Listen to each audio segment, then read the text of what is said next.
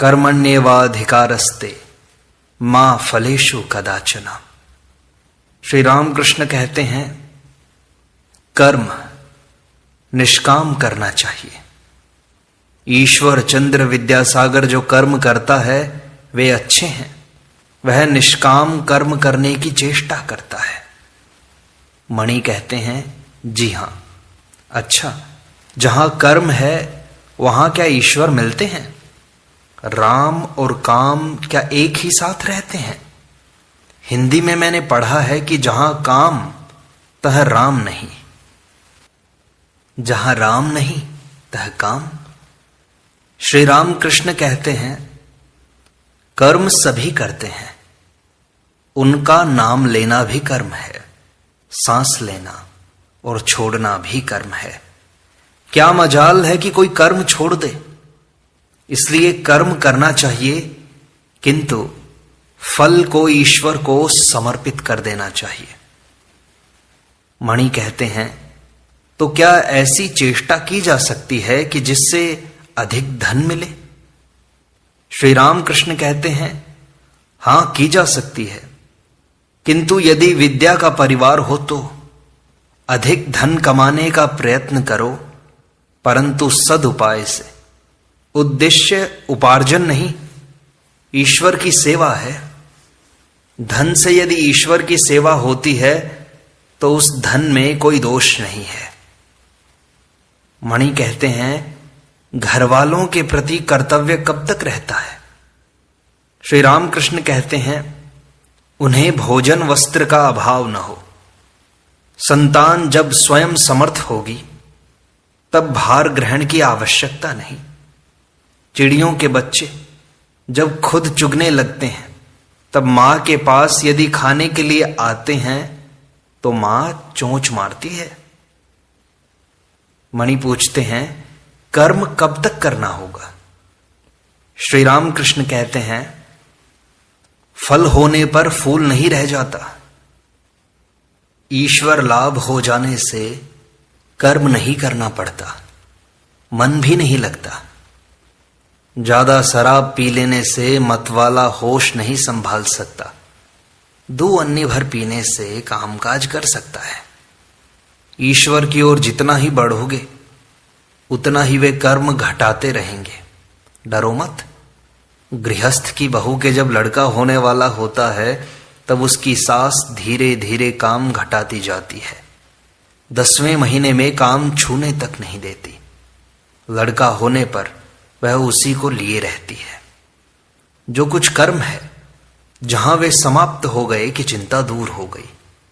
गृहिणी घर का सारा कामकाज समाप्त करके जब कहीं बाहर निकलती है तब जल्दी नहीं लौटती, बुलाने पर भी नहीं आती। मणि पूछते हैं अच्छा, ईश्वर लाभ के क्या मायने हैं? ईश्वर दर्शन किसे कहते हैं और किस तरह के होते हैं?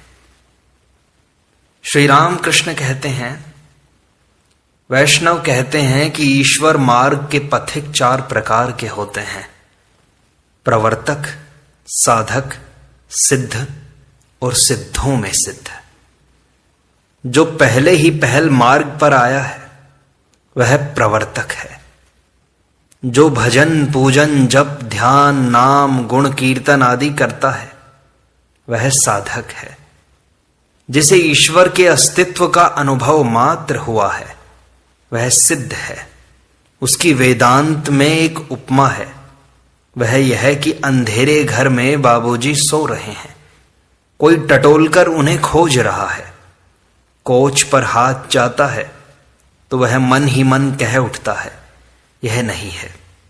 झरोखा छू जाता है तो भी कह उठता है यह नहीं है। दरवाजे में हाथ लगता है तो यह भी नहीं है। नेति नेति नेति। अंत में जब बाबूजी की देह पर हाथ लगा तो कहा यह बाबूजी हैं, अर्थात अस्थि का बोध हुआ। बाबूजी को प्राप्त तो किया किंतु भली भांति जान पहचान नहीं हुई।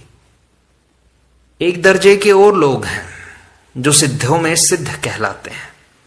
बाबूजी के साथ यदि विशेष वार्तालाप हो तो वह एक और ही अवस्था है। यदि ईश्वर के साथ प्रेम भक्ति द्वारा विशेष परिचय हो जाए तो दूसरी ही अवस्था हो जाती है। जो सिद्ध है उसने ईश्वर को पाया तो है, किंतु जो सिद्धों में सिद्ध है उसका ईश्वर के साथ विशेष परिचय हो गया है। परंतु उनको प्राप्त करने की इच्छा हो तो एक न एक भाव का सहारा तो लेना पड़ता है, जैसे शांत, दास्य, सख्य, वात्सल्य या मधुर भाव। शांत भाव ऋषियों का था, उनमें भोग की कोई वासना न थी, ईश्वर निष्ठा थी, जैसी पति पर स्त्री की होती है। वह यह समझती है कि मेरे पति कंदर्प हैं। दास्य भाव जैसे हनुमान जी का था, राम काज करते समय सिंह तुल्य। स्त्रियों का भी दास्य भाव होता है, पति की हृदय खोलकर सेवा करती हैं। माता में भी यह भाव कुछ कुछ रहता है, यशोदा में था। सख्य भाव, मित्र भाव, आओ पास बैठो। सुदामा आदि श्री कृष्ण को कभी झूठे फल खिलाते थे, कभी कंधे पर चढ़ते थे। वात्सल्य भाव जैसे यशोदा का। स्त्रियों में भी कुछ कुछ होता है, स्वामी को खिलाते समय मानो जी काढ़ कर रख देती हैं। लड़का जब भरपेट भोजन कर लेता है तभी मां को संतोष होता है। यशोदा कृष्ण को खिलाने के लिए मक्खन हाथ में लिए घूमती फिरती थी।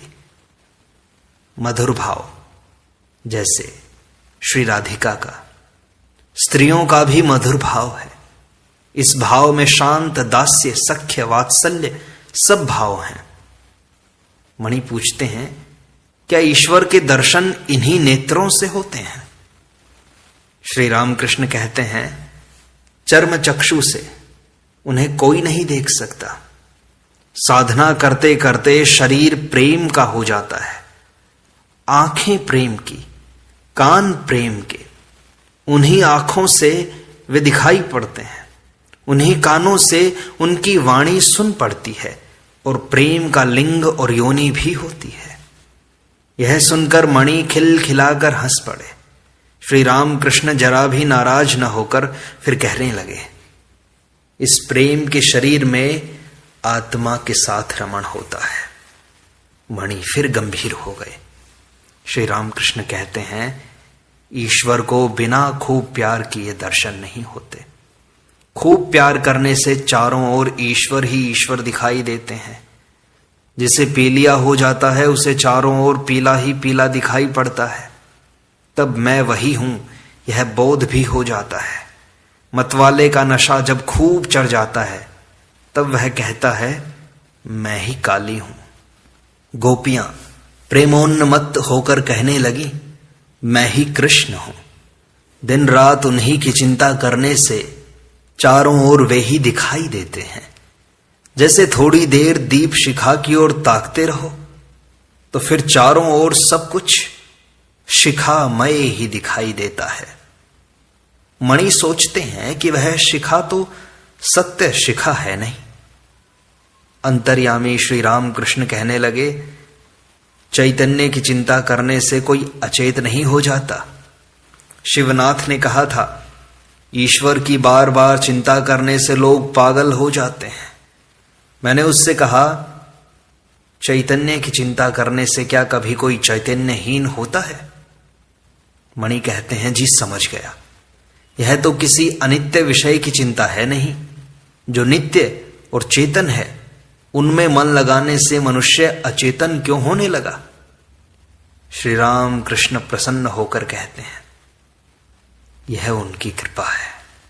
बिना उनकी कृपा के संदेह भंजन नहीं होता, संदेह दूर नहीं होता। आत्मदर्शन के बिना संदेह हटता नहीं है। उनकी कृपा होने पर फिर कोई भय की बात नहीं रह जाती। पुत्र यदि पिता का हाथ पकड़कर चले तो गिर भी सकता है, परंतु यदि पिता पुत्र का हाथ पकड़े तो फिर गिरने का कोई भय नहीं।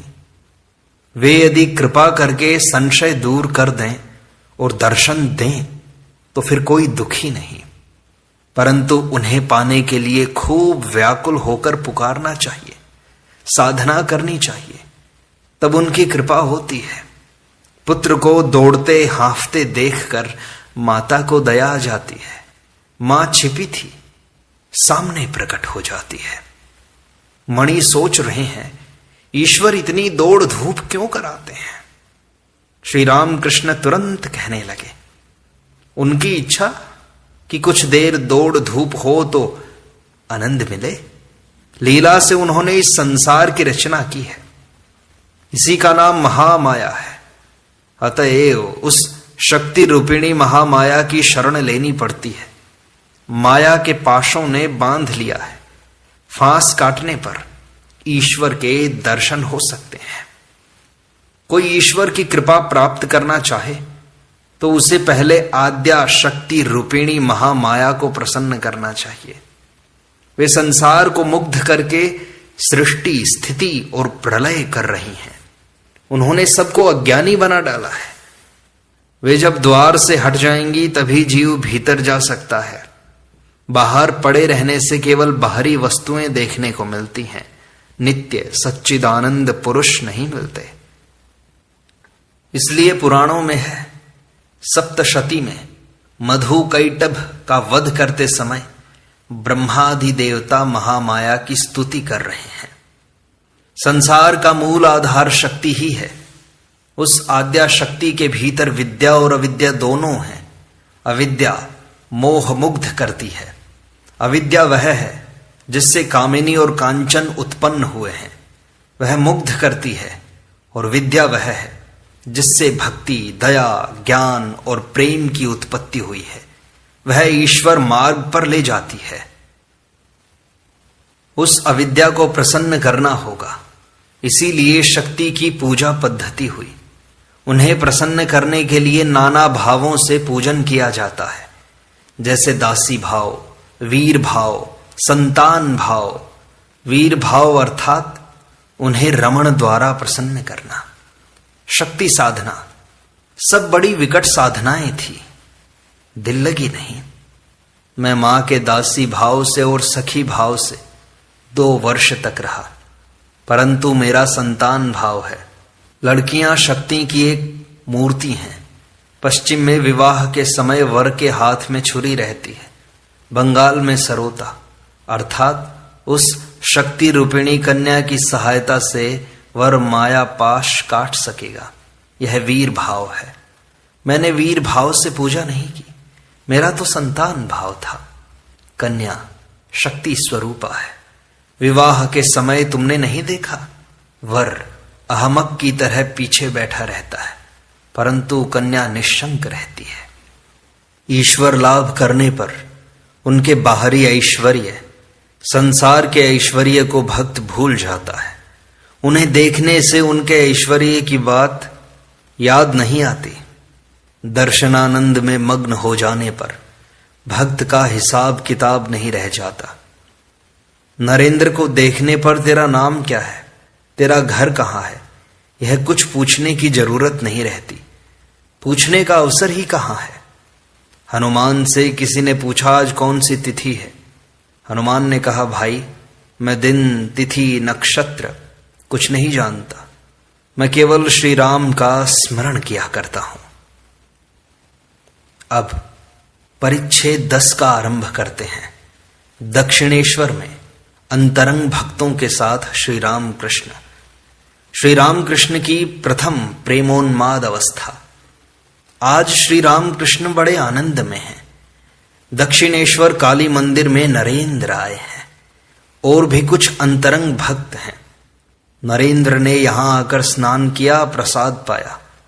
आज आश्विन की शुक्ला चतुर्थी है, 16 अक्टूबर 1882 सोमवार। आगामी गुरुवार को सप्तमी है, दुर्गा पूजा होगी। श्री राम कृष्ण के पास राखाल, रामलाल और हाजरा हैं। नरेंद्र के साथ 1-2 और ब्राह्मण लड़के आए हैं। आज मास्टर भी आए हैं। नरेंद्र ने श्री राम कृष्ण के पास ही भोजन किया। भोजन हो जाने पर श्री राम कृष्ण ने अपने कमरे में बिस्तर लगा देने को कहा। जिस पर नरेंद्र आदि भक्त, विशेषकर नरेंद्र आराम करेंगे। चटाई के ऊपर रजाई और तकिए लगाए गए हैं। श्री राम कृष्ण भी बालक की भांति नरेंद्र के पास बिस्तर पर आ बैठे।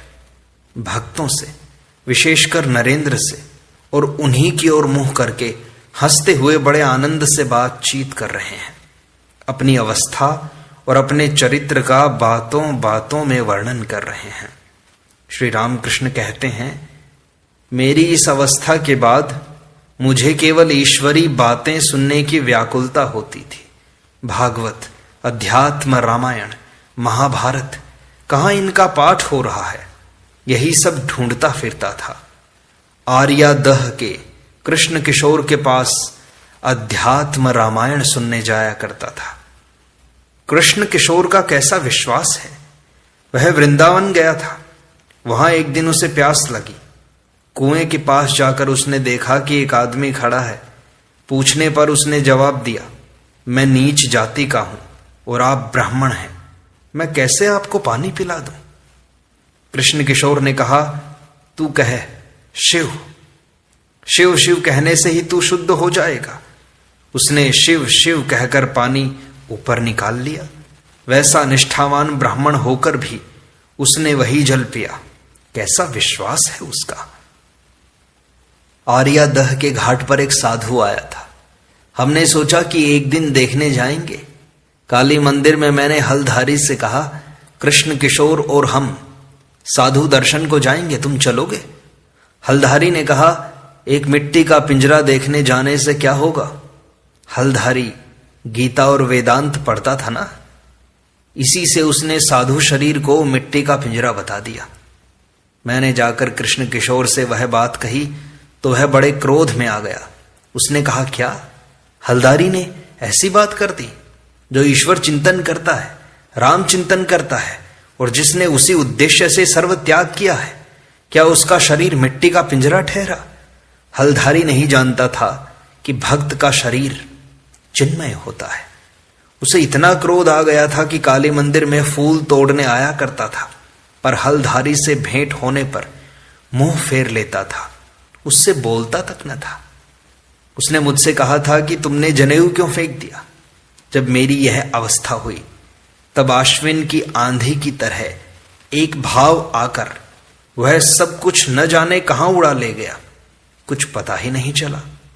पहले की एक निशानी भी नहीं रही, होश नहीं था। जब कपड़ा ही खिसक जाता था तो जनेऊ कैसे रहे। मैंने कहा, एक बार तुम्हें भी उन्माद हो जाए तो फिर तुम समझोगे। फिर हुआ भी वैसा, उसे उन्माद हो गया। तब वह केवल ओम ओम कहा करता और एक कोठरी में चुपचाप बैठा रहता था। यह समझकर कि वह पागल हो गया है, लोगों ने वैद्य बुलाया। नाटागढ़ का राम कविराज आया। कृष्ण किशोर ने उससे कहा, मेरी बीमारी तो अच्छी कर दो, पर देखो मेरे ओंकार को मत छुड़वाना। एक दिन मैंने जाकर देखा कि वह बैठा सोच रहा है। पूछा कि क्या हुआ। उसने कहा, टैक्स वाले आए थे, इसीलिए सोच में पड़ा हूं। उन्होंने कहा है रुपया न देने से घर का माल बेच देंगे। मैंने कहा, तो सोचकर क्या होगा। अगर सब उठा ले जाएं तो ले जाने दो, अगर बांधकर ही ले जाएं तो तुम्हें थोड़ी ही ले जा सकेंगे। तुम तो ख यानी आकाश हो। कृष्ण किशोर कहा करता था कि मैं आकाशवत हूं। वह अध्यात्म रामायण पढ़ता था ना, बीच बीच में उसे तुम ख कहो, ऐसा कहकर दिल लगी करता था, हंसी करता था। सो हंसते हुए मैंने कहा, तुम तो ख हो, आकाश हो, टैक्स तुम्हें तो खींचकर नहीं ले जा सकेगा। उन्माद की दशा में मैं लोगों से सच सच बातें स्पष्ट कह देता था, किसी की परवाह न करता था। अमीरों को देखकर मुझे डर नहीं लगता था। यदु मल्लिक के बाग में यतीन्द्र आया था, मैं भी वहीं था। मैंने उससे पूछा, कर्तव्य क्या है? क्या ईश्वर का चिंतन करना ही हमारा कर्तव्य नहीं है? यतीन्द्र ने कहा, हम संसारी आदमी हैं, हमारे लिए मुक्ति कैसी? राजा युधिष्ठिर को भी नरक दर्शन करना पड़ा था। तब मुझे बड़ा क्रोध आ गया। मैंने कहा, तुम भला कैसे आदमी हो? युधिष्ठिर का सिर्फ नरक दर्शन ही तुमने याद रखा है। युधिष्ठिर का सत्य वचन, क्षमा, धैर्य, विवेक, वैराग्य, ईश्वर की शक्ति, ये सब तुम्हें बिल्कुल याद नहीं आता। और भी बहुत कुछ कहने जाता था, पर हृदय ने मेरा मुंह दबा लिया। थोड़ी देर बाद यतीन्द्र यह कहकर कि जरा काम है, ऐसा कहकर चला गया। बहुत दिनों बाद मैं कप्तान के साथ सौरींद्र ठाकुर के घर गया था। उसे देखकर मैंने कहा, तुम्हें राजा वाजा नहीं कह सकूंगा, क्योंकि यह झूठ बात होगी। उसने मुझसे थोड़ी बातचीत की। फिर मैंने देखा कि साहब लोग आने जाने लगे हैं। वह रजोगुणी आदमी है, बहुत कामों में लगा रहता है। यतीन्द्र को खबर भेजी गई। उसने जवाब दिया, मेरे गले में दर्द हुआ है। उस उन्माद की दशा में एक दूसरे दिन वराहनगर के घाट पर मैंने देखा कि जय मुखर्जी जप कर रहा है, पर अनमना होकर। तब मैंने जाकर उसे 2 थप्पड़ लगा दिए। ये सारी बातें मैं तुम्हें मेरी उन्माद की अवस्था की बता रहा हूं कि उस समय मेरी अवस्था कैसी थी। एक दिन रासमणि दक्षिणेश्वर में आई, काली माता के मंदिर में आई। वह पूजा के समय आया करती और मुझसे 1-2 गीत गाने को कहती थी। मैं गीत गा रहा था, देखा कि वह अनमनी होकर फूल चुन रही है। बस 2 थप्पड़ जमा दिए। तब होश संभाल कर हाथ बांधे रही। हलधारी से मैंने कहा, भैया यह कैसा स्वभाव हो गया, क्या उपाय करूं? फिर मां को पुकारते पुकारते वह स्वभाव दूर हो गया।